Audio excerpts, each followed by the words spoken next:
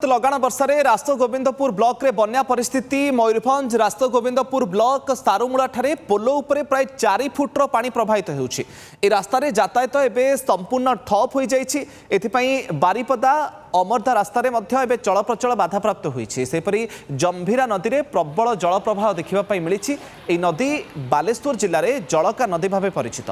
जंभीरा रे जलस्तर बढ़ी चलिले बालेश्वर जिल्ला रे बन्या परिस्थिति गंभीर हेबार मध्य आशंका रही। चित्र मध्य आपण माने देखुचंती लगाण वर्षार रास्त गोविंदपुर ब्लॉक रे बे बन्या स्थिति मयूरभंज रास्त गोविंदपुर ब्लॉक सारुमूला ठारे पोलो उपरे प्राय 4 फुट्र पानी प्रभावित होउछि। ए रास्ता रे एबे यातायात संपूर्ण ठप हो जाइछि। अधिक सूचना पई बारिपदार आम प्रतिनिधि माणिकलाल पानी फोन लाइन आम सहित जोड़ी होचंती। माणिकलाल स्थिति एबे केमती रहिछि टिके सविशेष सूचना दियंतु कोन सब प्रभाव पड़लानी एवं वर्षा एबे भी जारी रहिछि। दिल से बना और प्यार से खिला सुपर हेल्दी सुपर टेस्टी। देखो गत काली राति पूरा लगातार भाव बारिपदा वर्षा होती। केवल बारिपदा नुह बरं समग्र मयूरभंज जिले में वर्षा होती। मयूरभंज 26 ब्लॉक रे प्रति ब्लॉक रे वर्षा होती। सर्वाधिक जदि बारिपदा कथा कहवा ताले बारिपदा पाखापाखि 197 मिलीमीटर वर्षा होता रेकर्ड कराई। किंतु बारिपदा सब बड़ कथा है जो मयूरभंज और शिमिलीपाल रे कहुए कि शिमिलीपाल प्रबल वर्षा है बारिपदा बन्या परिस्थिति सृष्टि हुए। तो शिमिलीपाल रामतीर्थ 117 मिलीमीटर बरईपाणी 118 मिलीमीटर बड़गाँ टुका एसबू अंचल वर्षा होती।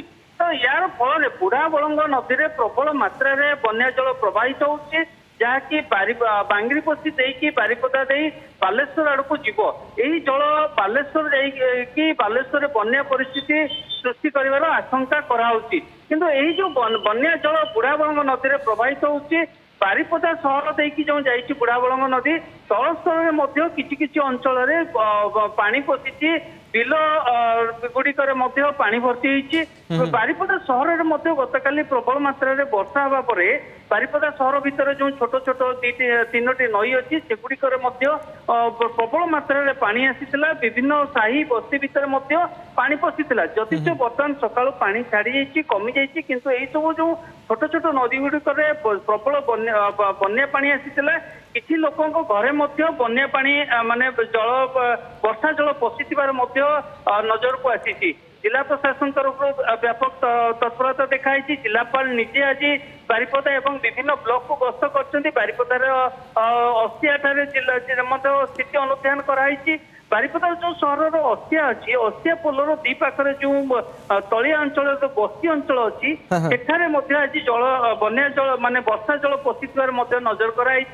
मयूरभंज जिले में आज समग्र जिले में वर्षा को नजर रखिकी छुट्टी घोषणा कराई। स्कूल कॉलेज और शिक्षानुष्ठान छुट्टी घोषणा कराई।